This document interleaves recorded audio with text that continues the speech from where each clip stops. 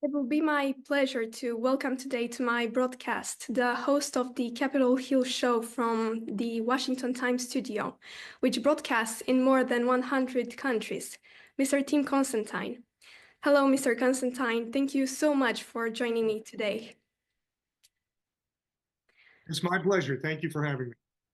I would like to start off by mentioning that you've been working in the media since the age of 13, which has given you a broad experience regarding the political system in the US as well as beyond. You're familiar with social issues and with what the world has been going through in the recent years, particularly the reset of beliefs and culture. I'm curious. In a country with a long-standing democracy such as the USA, have you ever experienced censorship during these decades? Not censorship outright, but what I have seen in the last 10 years is editors, not at my publication, but at some publications, some of the biggest publications like the New York Times, are now telling their people what they can and cannot write. And so you might have a topic. I'll give you an example. When President Biden's son was caught having a laptop with a bunch of criminal type information on it, the media largely ignored that. And I will tell you, if that had been Donald Trump's son, the media would have focused on it 100% of the time. And in my mind, if the president's son has criminal activity, that's a story, no matter who the president is. So they are very selective. The media tends to lean to the left in the United States, most of the media. And so they pick and choose what stories they will tell. Even if it's a large news story, sometimes they will choose to ignore it. So it's not government censorship or it's not outright censorship.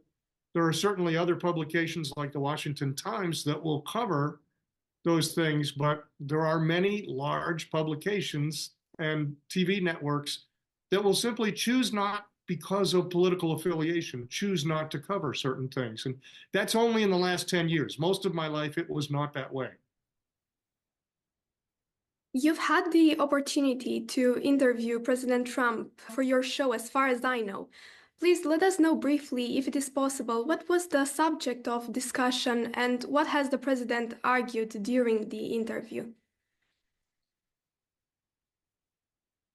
I've interviewed President Trump probably 4 or 5 times, and we talked about different things. I talked to him before he was president.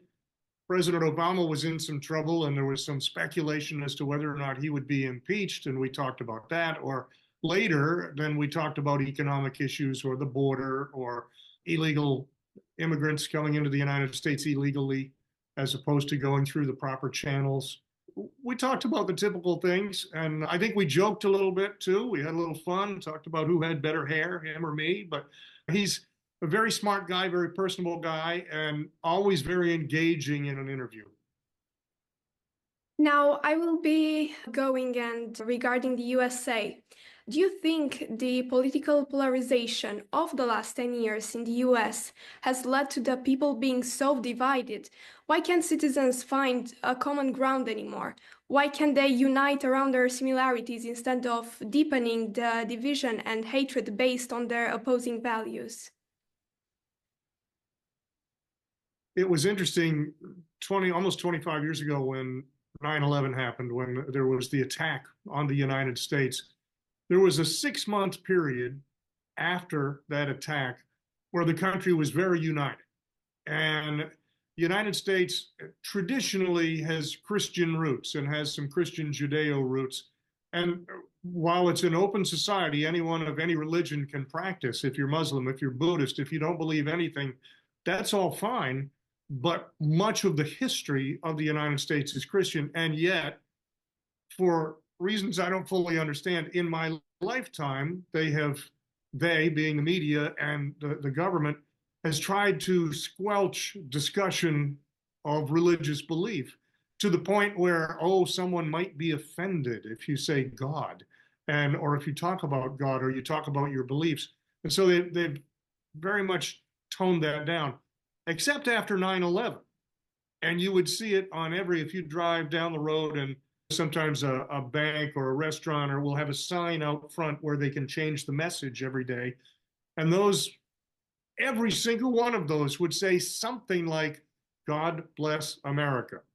And I said this to my wife at the time, that'll only last about 6 months, and then people will start to get angry again. And for that brief moment in time, because there was a common enemy, there was unity.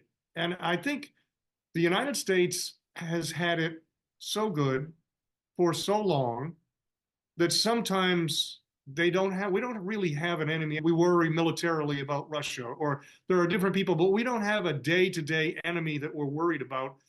And so I think human nature is you have to worry about something, not just you and me, but society has to have a worry.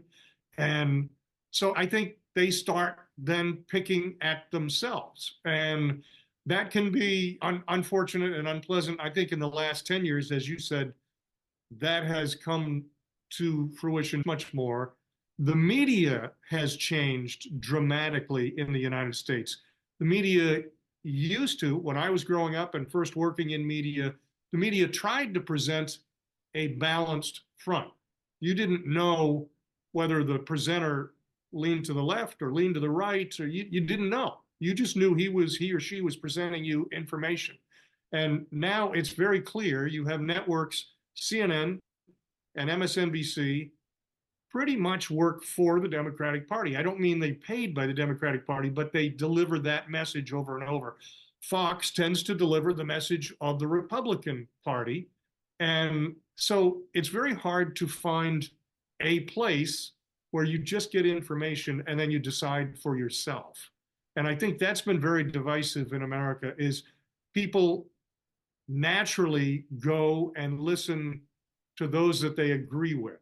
Most people will go, so they only tune in if they believe Joe Biden and Kamala Harris, they'll only tune into MSNBC. So they hear what they want to hear every single day.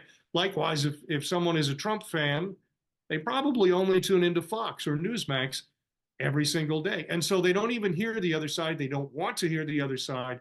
But I blame the media in great part for that divisiveness. I think the media could play a wonderful role in bringing people together simply by presenting balanced information. But right now in the United States, by and large, the media is failing to do that. Regarding what you have just said about the media, in my opinion, what has been happening for quite some time now in most countries has nothing to do with democracy, because democracy and the restriction of freedom and of expression, or the banning of the right to protest, which is also a form of expression, are opposites. So what happened? What was the moment that triggered this breakdown of democracy, and why? What was the goal? I think the rules were applied a little differently. It's been a gradual thing. You know, the old story that you can put a frog in a boiling pot of water. If you started out at room temperature, he doesn't know. And as it heats up, he doesn't know. I think in some ways, that's the way it's been in the United States, is the media has chipped away and chipped away. I remember going to an event in 2004, covering a press event that had nothing to do with politics. It was the Rock and Roll Hall of Fame induction ceremony. And there were several big stars, Bob Seger and Jackson Browne, and all these people were being inducted into the Hall of Fame. And Jackson Browne tends to be, at that time in his life, tended to be a political activist.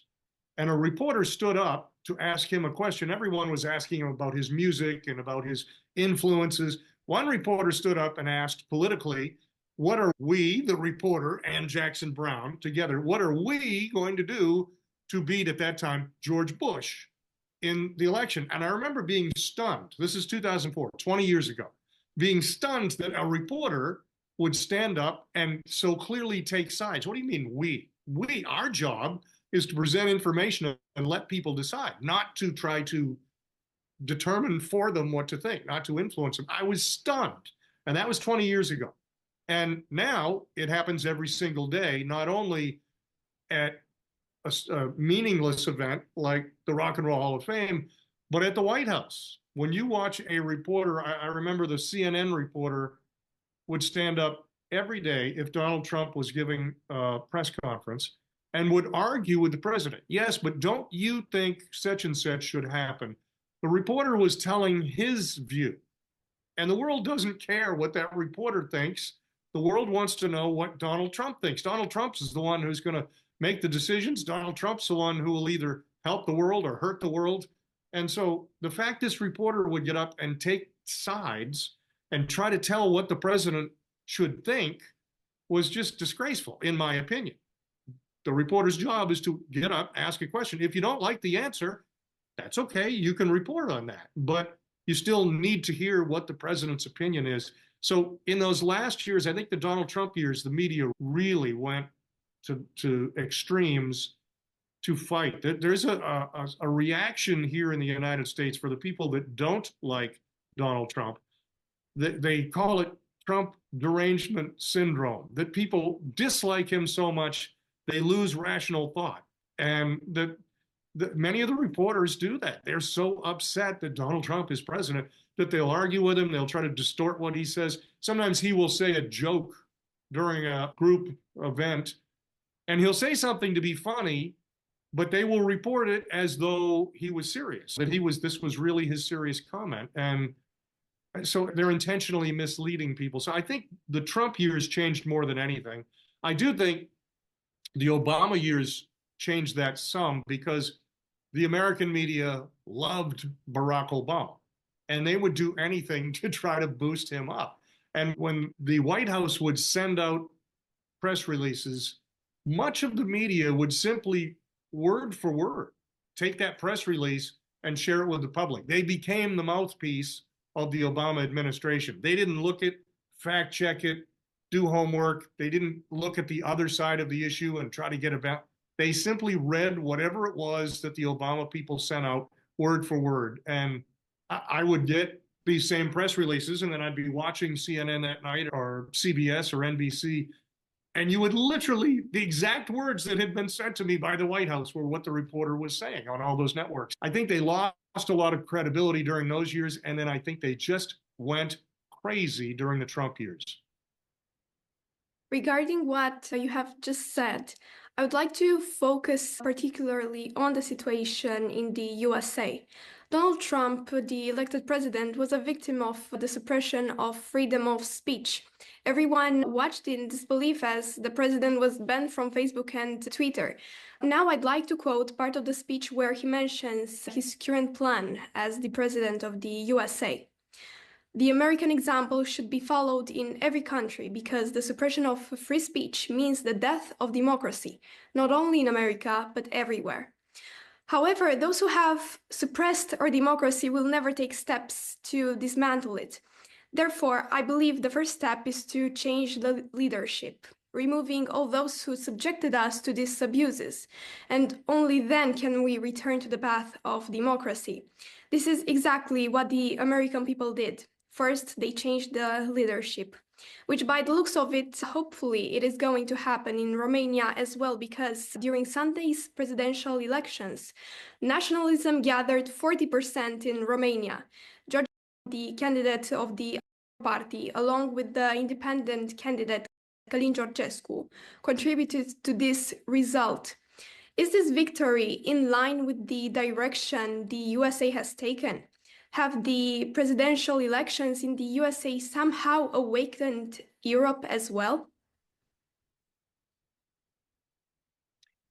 I think it's not just indicative of the United States or of Romania. I think it's indicative of how human beings in general feel. People like personal responsibility. They like to be able to make some decisions for themselves. They don't want the government to tell everything they're going to do, but they also appreciate the fact that there's some candor there. I think Donald Trump's victory was overwhelming. He won the Electoral College. He won the popular vote by quite a bit. He won the Senate. His party won the United States Senate. His party won the United States House of Representatives. And I think what you saw in the case of the United States was Democrats, Kamala Harris and Joe Biden's party, were trying to tell people what they believed. They weren't simply engaged. If you did a poll the number one issue was clearly the economy. People were worried about the economy and high inflation in the United States. Second issue was that open border. In Mexico, people are just coming in by the millions. No country can do that. No country can see. You can have immigrants, but you have to have rules as to how and when and how many and so on that they come in. You can't just have an open door. That would be like in your neighborhood having you let people come into your home, but you decide who comes and goes. You can't have an open door that anybody can come or your home will be robbed. So it's very similar on a giant scale with millions of people.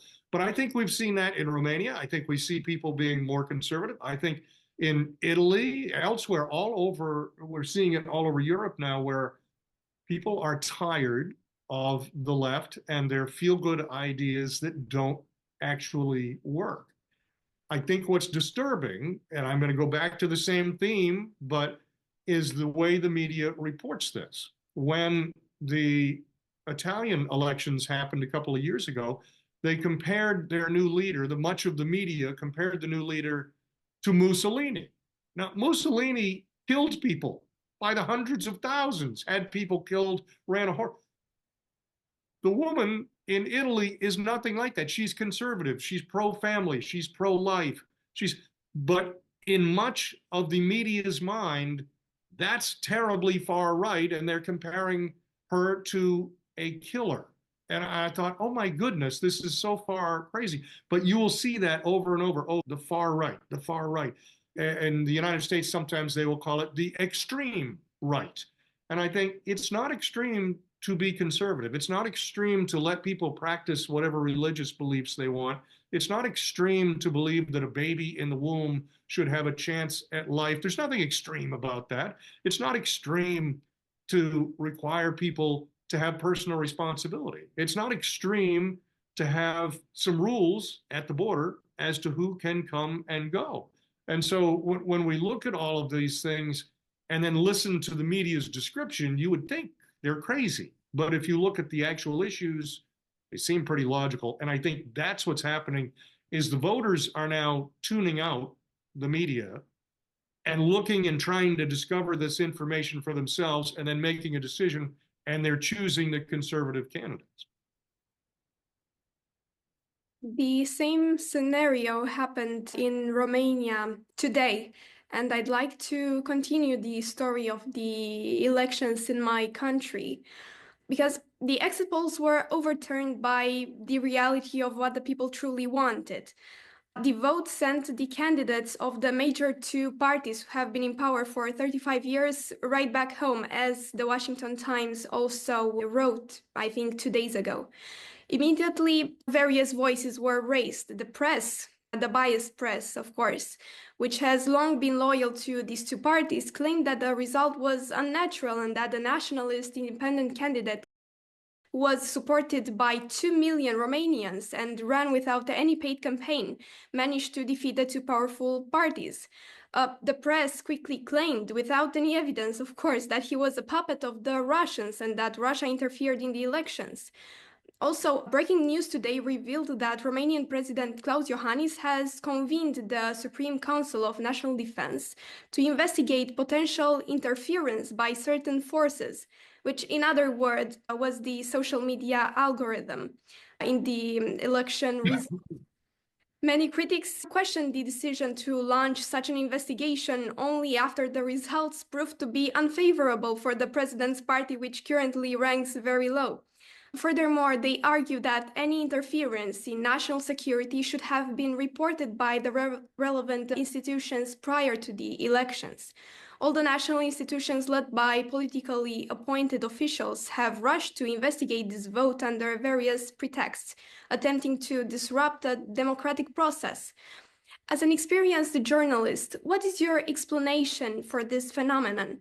Should we believe something is wrong, or is it simply the will of the people? I don't know 72 hours after the vote what did or didn't happen there, but I will tell you in the United States, this is a very familiar story. What you're describing is very familiar. In 2016, Donald Trump surprised Hillary Clinton. Everybody, the media had all predicted, the polls had all predicted Hillary Clinton was going to win. I have a photograph of Hillary Clinton signing, autographing a Newsweek magazine that said Madam President, that they had printed ahead of time, assuming she was going to win. And she was signing autographs on that. And of course, she didn't win. But the immediate response was, oh, Donald Trump is affiliated with the Russians. Right. Sounds so familiar. They interfered in the election. There was collusion. Now, I'm going to tell you a couple of facts that have come out and that the media in the United States has largely ignored. In the United States, there was a 2-year investigation, cost about $30 million, into whether or not there was any collusion. And this was put together by a team that included 11 Democrat, Hillary Clinton's party, Democrat attorneys.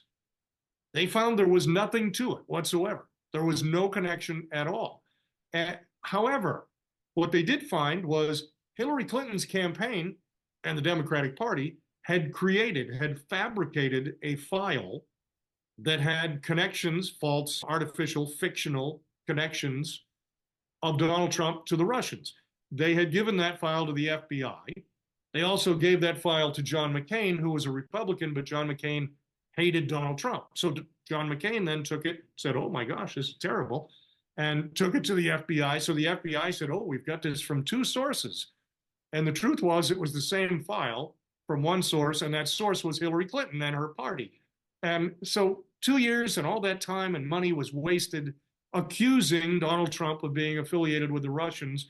And even Democrat appointees couldn't find that he had done anything. It was all fabricated. I think for me, in the American case, the most disturbing part of that was the then director of the CIA, the Central Intelligence Agency, the spy agency of the United States, went while Barack Obama was still president, because our elections are in November, but the new president doesn't get sworn in until January 20th. So there's a 3-month window there. And during that window is when the Russia story came out.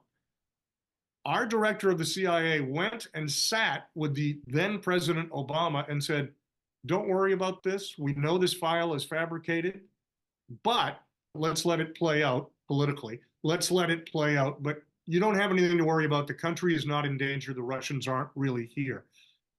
And then John Brennan, that CIA director, spent the next 2 years as a paid consultant on CNN, literally every single day talking about, boy, this doesn't look good for Trump. I'm privy to a lot of information. Maybe he really is connected to the Russians, even though he'd already told President Obama he knew that wasn't the case. He lied to the American public every single day for 2 years.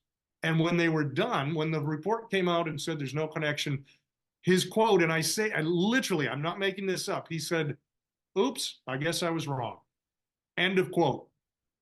And so you have people that are high up that are intentionally trying to mislead the public, and that was the United States of America. So could someone in Romania be making these accusations for political purposes? Absolutely. Absolutely. Because in our case, nobody disputed that he has 2 million votes. What they challenged was the idea that TikTok influenced the people.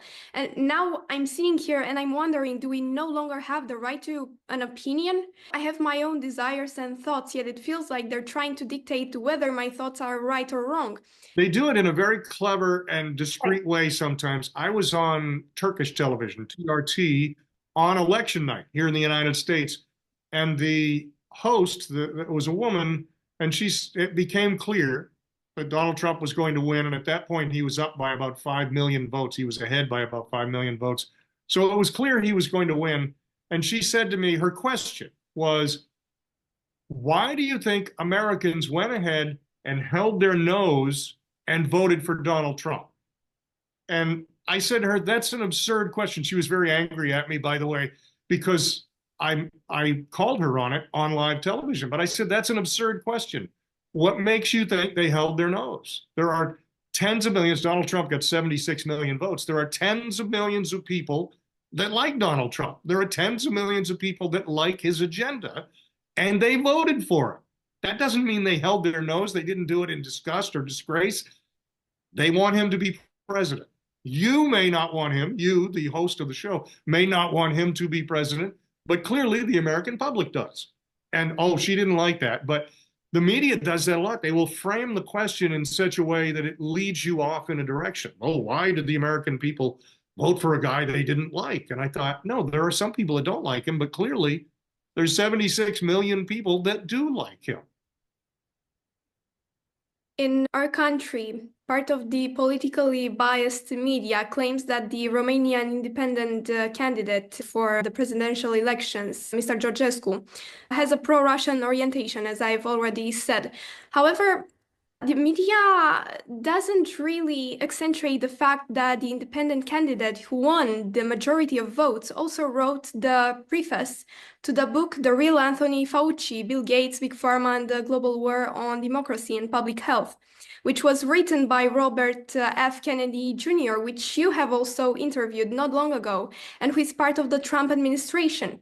So I'm wondering, could such a person ever be anti-NATO or a communist? I don't think a Kennedy would be pro-Russia you're absolutely correct. That's a great point. Yeah, it's disturbing that the media we talk about the old days when they would cut meat and the butcher would put his thumb on the scale trying to make it seem like it was heavier than it really was and I charge you more money. And I feel like the media is constantly trying to put its thumb on the scale and tell you and your voters what you should think, what you must think, instead of allowing you to make that decision for yourself. And I think that's a very dangerous thing when a small group of people start trying to dictate who are not elected or selected by anyone. They're in their television or they're in print and they're trying to tell everyone else what they should do. That's a dangerous situation. I will say one thing, and that is you asked earlier, when did it change? I think some of it changed at the time that when I was growing up, there was a newspaper every day. There was no internet. And so every day you would get a printed newspaper and it would be delivered to your door and you would have that. Or you would watch the television at night at 6:30 p.m. You'd watch the daily news. As the internet grew and became more and more influential, and then everyone went there for its stories, the ability for publications in the United States, those are for-profit publications, whether it's the New York Times or the Boston Globe or anyone else, they would sell advertising, they would try to make money off their product. And so in the old days, they wanted to be as accurate, but they also wanted to be as diverse in their thought as possible. So they would sell their newspaper to the most people and then be able to sell advertising to everyone who wanted to reach, whether that's selling electronics or tires or anything else, wanted to reach the largest audience. On the internet, people don't go to one single newspaper a lot of times. They will pick this story and pick that story, and they will read different things from different sources, which is great, but it's not so good for the publication. It's harder for a newspaper to make money. And so they have smaller staff and they have fewer editors, and much of your staff has less experience. That doesn't necessarily have to be a bad thing. You're young. I was very young when I started. You can be a good quality journalist at any age, but it's important to have some experience somewhere in your organization, particularly editors, just to keep an eye on things. And a lot of these publications don't anymore because they're trying to save money. So there is no editor so you have very few people with experience, very few people that are checking their own team's work. And so I think a lot of things get out there just the way you were describing, where they're telling you what you should think instead of sharing with you what's happening, instead of simply sharing news. I think one of President Trump's greatest assets, greatest strengths when he was president before, and again in his upcoming term, is that he is unpredictable. I did an interview with Senator Lindsey Graham, who has been a United States Senator for a long time, is close friends with Trump, but also is very active in the international world, in the international community as a member of the US Senate. And he said to me, he looked me in the eye and said, Tim, people don't know what he's going to do. People fear Donald Trump. Some people who would be bad actors, Vladimir Putin or others who might be dangerous, fear Donald Trump because they don't know what he'll do. And they're afraid that he will do something crazy or something reactionary if they step out of line. And so if you look at the 4 years that Donald Trump was president, we didn't have Russia and Ukraine. We didn't have the Gaza situation. We didn't have a lot of those things because some of the bad actors stayed in line. They were afraid of what Donald Trump would do. And I think you'll see that again this time around. I hope that we will have some good activity in the Middle East, that we'll see that slow down. Donald Trump knows Bibi Netanyahu very well and can speak to him. And Netanyahu does not listen to a lot of people, but he does listen to Donald Trump. So I think we have an opportunity there. I'm not sure that everything will go, but I think we have an opportunity that doesn't exist now. Joe Biden has no relationships in the Middle East with the Arab community or with the Jewish community. He does not get along over there. So Donald Trump being there will change. I think Trump's approach of being aggressive and unpredictable will help the situation in Ukraine. I think Vladimir Putin will realize there's an opportunity here. While Trump wants peace, and he's made no bones about that, if you refuse him, there will be a price to pay for that. He's made clear. So I think it's going to be an interesting first few months of his administration, and I hope that will balance things back out, most importantly, bring about peace, but balance things back out in Eastern Europe and elsewhere. Regarding the young people in Europe and especially in Romania, what do you think? Why do you think that Trump has become a figure of interest among Romanian nationalists and particularly the youth? Because there's this new wave in Romania of young people, which was shocking for me. They are standing for the nationalist wave and for President Trump. I think he is inspirational to young people in that he creates hope.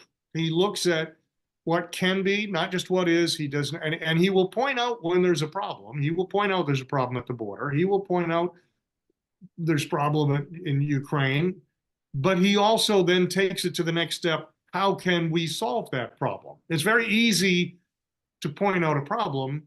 Coming up with an answer is more challenging, and he's pretty good about that. He creates hope. And I think hope is the magic to life at any age, but especially when you're young. You want to look forward and think, wait, I can have a better tomorrow. I want to have a family. I want to have kids. Maybe you have kids and you think, I want a better life for them. I don't want them to grow up in a tough world. I think he creates hope moving forward in a world that badly needs it. The people in Romania want to know, is there any evidence that Trump's leadership has influenced the rhetoric or behavior of political leaders in Eastern Europe? I think human nature is, going back to my earlier question, is I think human nature is conservative. Now, I'm conservative, so maybe I just believe that, but I think human nature is people want to take responsibility for themselves, by and large. People expect others to take responsibility for themselves. People want to create a better life for themselves, but they want to be free to do that. They don't want the government constraining what they can and can't do, what they can and can't think, what they can and can't say. Never in the history of the world has society improved when the government tells people what they can and can't say or what they can and can't do. There is no example, not 100 years ago, not 1,000 years ago, not 2,000 years ago, that if government starts restricting people, that life gets better. It doesn't work. And so I think human nature is we want to be able to make some of those decisions for ourselves and create a better life. And so I think that's what they see is innately, just naturally in their mind. Trump's method of doing that is great, but I think beyond Donald Trump, what in Romania, what in many parts of the world is people just want the opportunity to make a better life for themselves. Before ending, I'd like to ask everybody that is watching right now, should we focus on external factors or the state of our own country, each of our own countries? Should we address the dysfunctional healthcare system, the broken educational system, or maybe the corrupt justice system? Should we focus on the fact that so many Romanians are leaving the country because these two ruling parties has given themselves and their people an income of thousands of euros while giving nothing to the people? For 35 years, these parties have divided society into two classes in Romania: the privileged, their people, and on the other hand, the people. To counter the 40% of votes won by the ruling parties are uniting once again, despite having no ideological connection. Left-wing parties are teaming up with the right-wing ones to perform a large anti-nationalist bloc. They claim that they do it for stability, but does uniting opposing programs truly mean stability? Could it be the fact that these artificial alliances are being formed simply to preserve the power they've held for 35 years? These parties have been benefiting from the country's wealth for decades. Therefore, they can't imagine giving it up now. In America, the majority of people voted for freedom this year. Hopefully, your choice will awaken the rest of us as well. Mr. Constantine, thank you so much for your time. It was a pleasure. Maria, thank you. I appreciate it.